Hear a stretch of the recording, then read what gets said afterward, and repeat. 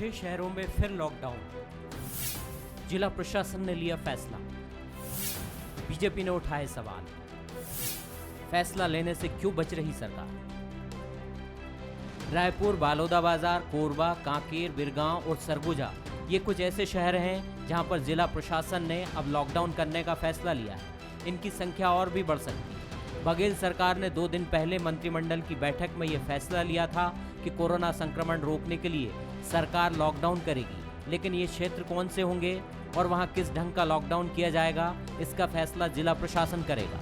इसी के आधार पर अब 6 शहरों में लॉकडाउन का फैसला लिया जा चुका है। 21 से 28 जुलाई तक होने वाले इस लॉकडाउन के जरिए सरकार की कोशिश है कि इम्यूनिटी स्प्रेड से रोका जाए। लॉकडाउन के पालन के लिए सरकार ने कड़े नियम बनाए हैं, जिसमें लॉकडाउन के तहत आने वाले सभी क्षेत्रों में केवल सुबह के समय आवश्यक खाद्य सामग्री मिलेगी और बाकी सारी सुविधाएं मेडिकल को छोड़कर बंद रहेंगी। जैसे जो सब्जी, फल, दूध और ब्रेड, मेडिकल दुकानें, पेट्रोल पंप, नॉनवेज की जो दुकानें, ये सभी खोलने की अनुमति है। वो भी 6 से लेके 10 बजे तक है।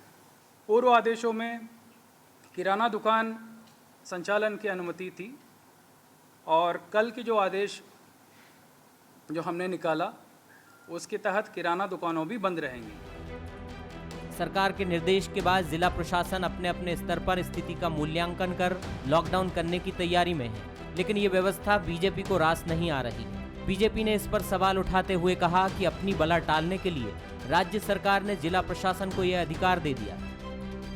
आपको मालूम है कंटोनमेंट का जो पहले कलेक्टर को अधिकार पहले से है और कलेक्टर ये तय कर लेते हैं कि कौन से वार्ड को क्या स्थिति वहाँ की है। तो आखिर आज क्या निर्णय हुआ? मैं उम्मीद कर रहा था कि लॉकडाउन को लेकर के, कोरोना को लेकर के कोई न कोई निर्णय की स्थिति में सरकार पहुंचेगी। जहाँ तक छत्तीसगढ़ की बात है, तुलनात्मक रूप से किसी भी राज्य से तुलना कर सकते हैं, भाजपा शासित किसी राज्य से तुलना कर दें, छत्तीसगढ़ बेहतर स्थिति में है और यहाँ के लोगों ने खूब सहयोग किया है, आम जनता ने सहयोग किया है, मीडिया ने सहयोग किया है, हमारे अधिकारी कर्मचारियों ने खूब मेहनत की है और इस कारण से इस संक्रमण को रोकने में हमको सफलता मिलेगी। फिलहाल अप्रैल में छत्तीसगढ़, जहां कोरोना से मुक्त होता हुआ दिखाई दे रहा था, वह एक बार फिर से कोरोना संक्रमण की गिरफ्त में है। ऐसे में लॉकडाउन ही राज्य सरकार के सामने एक अंतिम चारा बाकी था, लेकिन इसके बावजूद राज्य सरकार के सामने चुनौतियां कई हैं और विपक्ष इस मुद्दे को लेकर सरकार को घेरने से नहीं चूक रहा। नमस्कार, स्वागत है आपका। मैं हूं अभिषेक शुक्ल। छत्तीसगढ़ में कई जिलों में एक बार फिर से लॉकडाउन की स्थिति बन चुकी है। आदेश जारी हो चुके हैं और इस बार कहा गया है सख्ती के साथ लॉकडाउन किया जाएगा। ये अधिकार कलेक्टर्स को दिए गए हैं जिले के कि वो अपने जिले की समीक्षा करें और तय करें कि वहां पर किस स्थिति तक लॉकडाउन की जरूरत है।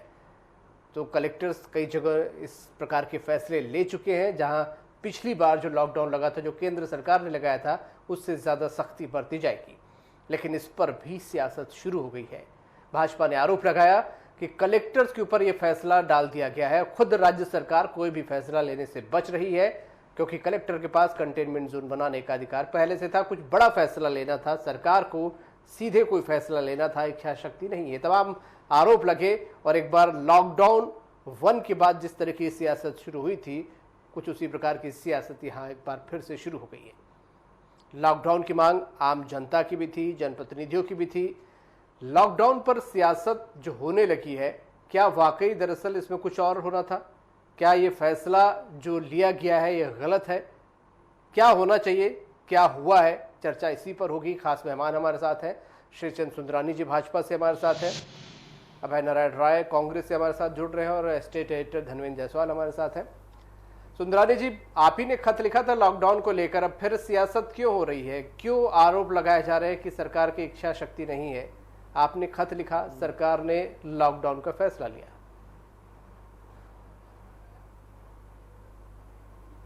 देखिए अभिषेक जी, मैंने खत लिखा, मैं कहाँ इसका इनकार कर रहा हूँ और लॉकडाउन होना चाहिए था। लॉकडाउन का रूप ये नहीं होना चाहिए था कि जिलाधीश को आगे कर दिया और सारे के सारे निर्णय ले लिए कि आवश्यक वस्तुएं भी नहीं मिलेगी, किराना भी नहीं मिलेगा। आज दिल्ली जैसी जगह पे, मुंबई जैसी जगह पे आवश्यक वस्तुओं में छूट है और ये 7 दिन का लॉकडाउन लगा रहे हैं। कोई दिक्कत नहीं, लॉकडाउन कड़े से कड़ा लगे, हम भी चाहते हैं, क्योंकि जिस प्रकार से मदमस्त हाथी पे सवार थी छत्तीसगढ़ की सरकार, उन्हें लगता था कि हमने अप्रैल महीने में ही कोरोना महामारी को कंट्रोल कर लिया, छत्तीसगढ़ कोरोना मुक्त होने जा रहा है। जिस प्रकार से ये लोग अति विश्वास में थे और इन लोगों ने जो व्यवस्थाएं करनी चाहिए थी व्यवस्थाएं की नहीं, बल्कि मैं कहूँगा कि आदरणीय स्वास्थ्य मंत्री टी.एस. सिंहदेव बाबा लगातार इस ओर इंगित कर रहे थे। मुख्यमंत्री जी का आज का भी स्टेटमेंट है कि हमने कोरोना पे सफलता पाई है। अगर स्थिति ऐसी है और आज 7 दिन का लॉकडाउन किया, जिलाधीशों को आदेश दिया, अलग अलग जिलों में अलग अलग प्रकार से लॉकडाउन किया जा रहा है, ठीक है, हम सरकार की व्यवस्था पे कोई प्रश्न चिन्ह नहीं कर रहे, लेकिन इतनी लेट क्यों की गई? मैंने भी 11 तारीख को पत्र लिखा था। 2 बातें मैंने कही थी कि सुबह 7 से 7 बजे तक व्यापार करने की छूट हो, 7 बजे तक व्यापार करने की छूट दी गई, लेकिन लॉकडाउन लगाने की स्थिति में भी मैंने 11 तारीख को पत्र लिखा था। 22 तारीख को लॉकडाउन होने जा रहा है, करीब 11 दिन का गैप इसमें है। भारतीय जनता पार्टी तो इस मुद्दे पे राजनीति नहीं करना चाहती, बल्कि सरकार के साथ खड़े रहना चाहती, लेकिन सरकार है कि वो हमारा सहयोग ही नहीं लेना चाहती। जबकि कोरोना महामारी में जितना भी नियंत्रण पाने का काम किया है, तो हम देखेंगे कि एम्स हॉस्पिटल के माध्यम से जितना भी मोदी जी ने केंद्र सरकार से सुविधाएं दी है, जनधन खाते की हो, किसान सम्मान निधि की बात हो, आपके लेटर के बाद ही सरकार ने बैठक बुलाई, फैसला लिया, रोजगार देने की बात हो, कह रहे सहयोग नहीं लिया। मैं आपके पास फिर लौटूंगा। मैं अभय नारायण जी का भी वर्जन ले लेता हूं। मैं भाजपा कह रही है कि लॉकडाउन की जिम्मेदारी आप लोगों ने कलेक्टर्स पर डाल दी और खुद पीछे छुड़ा लिया।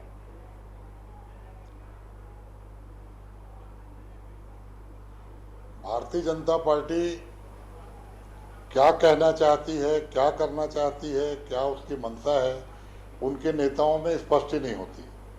धर्मलाल कौशिक जी नेता प्रतिपक्ष लोग रोज कुछ न कुछ बयान देना है और उस बयान का कोई तथ्य नहीं होता, उस बयान में कोई सच्चाई नहीं होती, लेकिन नेता प्रतिपक्ष है तो कुछ बोलना है और बोलना है तो कुछ भी बोलना है। सुंदरानी जी से मैं निवेदन करूंगा कि कोरोना का एक संकट का काल है, छत्तीसगढ़ की जनता संकट में है।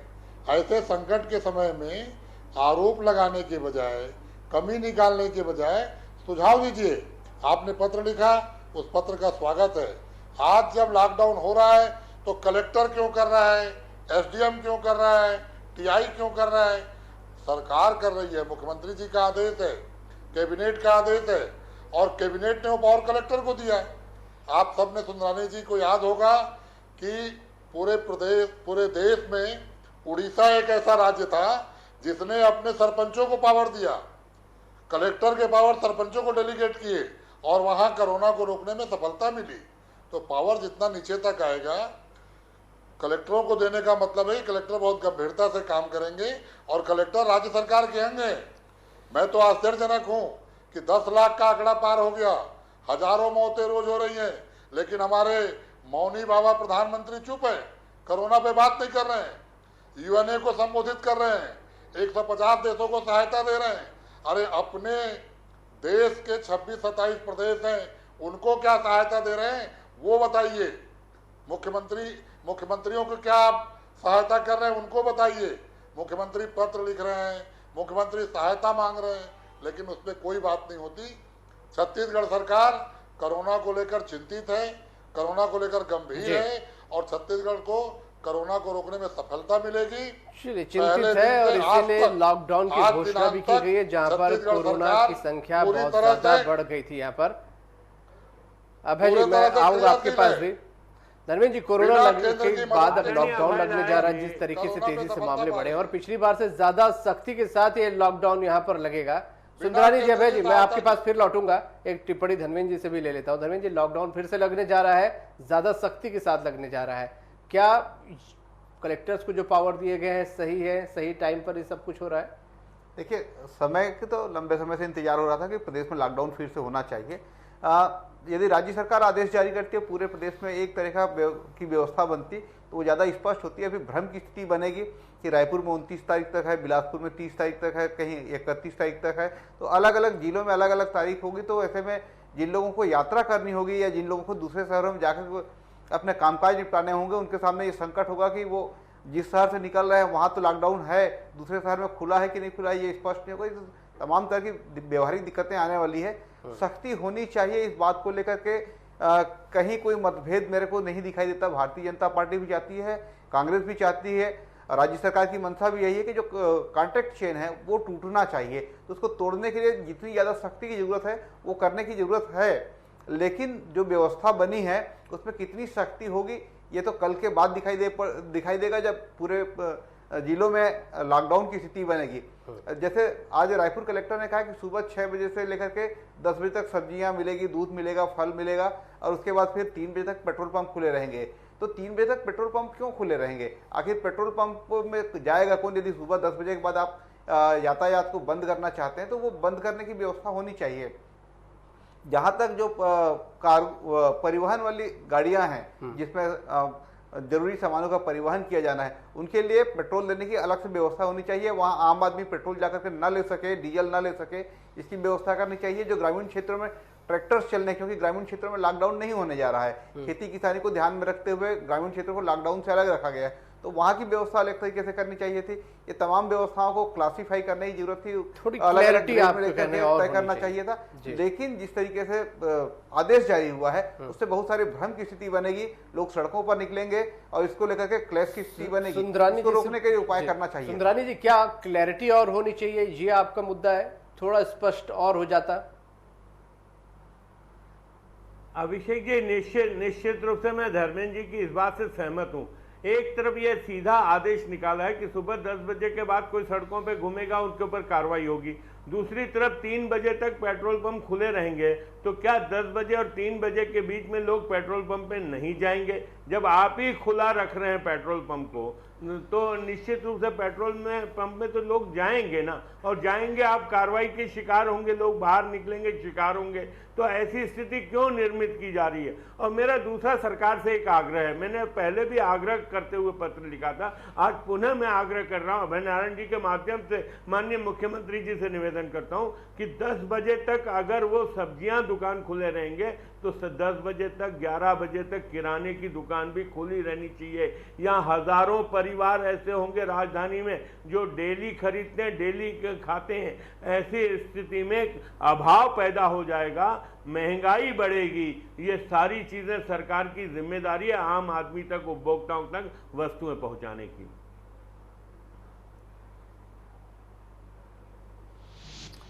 अभय जी, स्पष्टीकरण थोड़ा सा साफ हो जाता है, क्योंकि अगर डीएम के पास ये पावर है और अलग अलग जिलों में अलग अलग स्थिति है, कंफ्यूजन नहीं होना चाहिए, क्योंकि इससे पहले भी कई बार कंफ्यूजन हमने देखा था। नहीं, बिल्कुल मैं इस बात से सहमत हूं कि जिस तरह से रायपुर कलेक्टर अलग आदेश कर रहे हैं, बिलासपुर कलेक्टर अलग आदेश कर रहे हैं, तो इसको लेकर जो स्थिति है कल तक पूरी स्पष्ट हो जाएंगी। और जो बातें सुंदरानी जी ने अभी कही कि 10 बजे तक खुला रहेगा और अगर किराना दुकान भी 10 बजे तक खोल दे तो उसमें कोई दिक्कत नहीं है। मेरा यही निवेदन है कि जनता सुरक्षित रहे और सरकार का नियंत्रण रहे, तो आप 12 बजे तक भी खोलेंगे, कोई परेशानी नहीं है। लेकिन एक पूरे प्रदेश के लिए गाइडलाइन बननी चाहिए, कलेक्टर ही उसको लागू करे, लेकिन प्रदेश में एक तरह की स्थिति उत्पन्न होनी चाहिए। ये बात हम लोग भी अपनी ओर से सरकार को और प्रशासन को पहुंचाएंगे, क्योंकि सुंदरानी जी या धर्मेंद्र जायसवाल जी ने प्रश्न उठाया है वो जनता का प्रश्न है। उस प्रश्न पर निश्चित रूप से यदि हम सरकार में हैं तो हमको देखना चाहिए और उनका ख्याल रखना चाहिए। मैं उनके इस आग्रह का स्वागत करता हूं और ये बात वहां तक पहुंचेगी। लेकिन पेट्रोल पंप 3 बजे तक क्यों खुले रहेंगे, दवाई दुकान 24 घंटे क्यों खुलेंगे, ये जो बातें हैं इसको हमको सोचना चाहिए कि पेट्रोल की आवश्यकता उस मरीज को पड़ेगी। अचानक किसी की तबीयत खराब हो गई और लॉकडाउन है तो वो तो पेट्रोल लेके ही जाएगा ना, अगर पेट्रोल उसके पास नहीं है तो पेट्रोल खुलता है तो खुले, पेट्रोल पंप में अनावश्यक लोग न जाएं, घूमने वाले लोग न जाएं, ये हमारा और आपका फर्ज है। इसकी अपील हमको जनता से करनी चाहिए। सब कुछ सरकार की सख्ती से हो ये जरूरी नहीं है, कुछ फर्ज हम सामाजिक संस्थाओं का भी, राजनीतिक कार्यकर्ताओं का जी। भी और हमारा स्वयं का है कि हमको लॉकडाउन की आवश्यकता क्यों पड़ रही है, क्योंकि हम सजग नहीं है।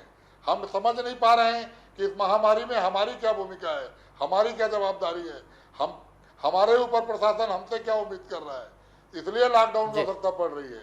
अगर जनता अपनी जवाबदारी समझे, नागरिक अपनी जवाबदारी समझे तो लॉकडाउन जी सुंदरानी जी, लॉकडाउन के अलावा भी क्या जैसे टेस्टिंग बढ़ाई जानी चाहिए और भी कुछ उपाय करने जरूरी है ताकि इस लॉकडाउन का भरपूर फायदा उठाया जा सके? नहीं, निश्चित अभिषेक जी, टेस्टिंग बढ़ाई जानी चाहिए। टेस्टिंग सीमित मात्रा में हो रही है, छत्तीसगढ़ में टेस्टिंग का रेशो वैसे भी कम है, इसको बढ़ाया जाना चाहिए। साथ साथ ये लॉकडाउन भी सख्ती से पालन हो। मैं अभय नारायण जी की एक बात की जवाब दूंगा कि मैंने ये कहा कि जब चहल पहल 10 बजे तक होगी और पेट्रोल पंप 3 बजे तक होगा, जब नागरिकों को 10 बजे के बाद निकलने के लिए बिल्कुल मनाही की जा रही है, ऐसी स्थिति में पेट्रोल पंप 3 बजे तक खुले रहेंगे तो लोगों को एक बहाना होगा कि हमें पेट्रोल भराने जाना है और सरकार प्रशासन रोक नहीं पाएगा। तो कहीं ना कहीं हम अच्छे करने के लिए जा रहे हैं तो थोड़ा सा समय बढ़ा दें, 12 बजे तक कर लें, सबके लिए कर लें, किराने के लिए भी कर लें, आवश्यक वस्तुएं लोगों को मिले, ये एक सुनिश्चित कर दें। और एक प्रदेश भर के लिए गाइडलाइन माननीय मुख्यमंत्री जी बना दें कि ये लॉकडाउन की गाइडलाइन रहेगी, उसका पालन क्रियान्वयन करना कलेक्टर के हाथ में। जिस जिले में नहीं है कोरोना के मरीज वहां पे नहीं लगाए लॉकडाउन, लेकिन एक लॉकडाउन की रूपरेखा तो सरकार को बनानी होगी। जिलाधीश क्रियान्वयन करने वाली एजेंसी होना चाहिए। जबकि निर्णय ले रहे हैं जिलाधीश, अलग अलग निर्णय ले रहे हैं, कहीं 22 तारीख, कहीं 23 तारीख, कहीं 24 तारीख, ऐसा थोड़ी होता है। जब स्थिति खराब है तो वो 22 को भी खराब है, 23 को भी खराब है, तो फिर वहाँ 23 को क्यों लग रहा है, वहाँ 29 तक क्यों लग रहा है? अगर स्थिति ठीक है, जहाँ नहीं जरूरत है वहाँ न लगाएं, लेकिन एक सरकार गाइडलाइन तो तय करे।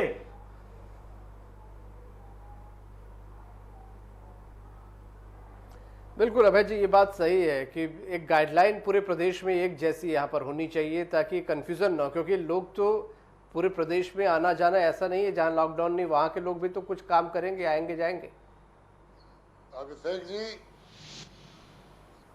अभिषेक जी, पूरे प्रदेश पे लॉकडाउन इसलिए नहीं हो रहा है कि 27 जिलों में से 12 या 14 जिलों में हमको इसका प्रभाव है। बहुत सारे जिले आज भी ऐसे हैं जहाँ पे कोरोना कोई संक्रमण नहीं है, तो उन जिलों को हमने अलग रखा है, इसलिए कलेक्टर के माध्यम से कराया जा रहा है। और कलेक्टर ये भी तय कर रहा है कि अगर हमारे जिले में 10 ब्लॉक हैं और केवल शहर में और 3 ब्लॉक में है तो बाकी 7 ब्लॉक को हम कामकाज चलने दें, व्यापार चलने दें, वहाँ के लोगों को डिस्टर्ब न करें। तो रूपरेखा तो बनी है, लेकिन रूपरेखा में एक रूपता लाने का प्रयास भी हो रहा है। जहाँ तक 3 दिन बाद लॉकडाउन चालू होगा, कहीं 22 से कहीं 23 से, मुख्यमंत्री जी ने स्पष्ट कहा कि हम घोषित करके लॉकडाउन करेंगे कि जिनको जहाँ पहुँचना है वहाँ पहुँच जाए। जो देश में लॉकडाउन हुआ था, अचानक लॉकडाउन प्रधानमंत्री जी ने किया और लोग फंस गए थे, करोड़ों की संख्या में फंस गए थे। वो स्थितियां प्रदेश में, जिलों में ना आए, उसको देखते हुए एक उस अनुभव का लाभ लेके ये किया जा रहा है कि उस अनुभव से सीख के किया जा रहा है कि हम बता के लॉकडाउन करेंगे। परिस्थितियां तो आज भी खराब है और कल उसको हमको रोकना है, तो इसलिए 3 दिन का समय दिया जा रहा है कि जिसको जहाँ पहुँचना हो वो वहाँ पहुँच जाए, अपने घर में रहे। लॉकडाउन के बाद कोई बहाना ना हो कि मेरे को यहाँ जाना था।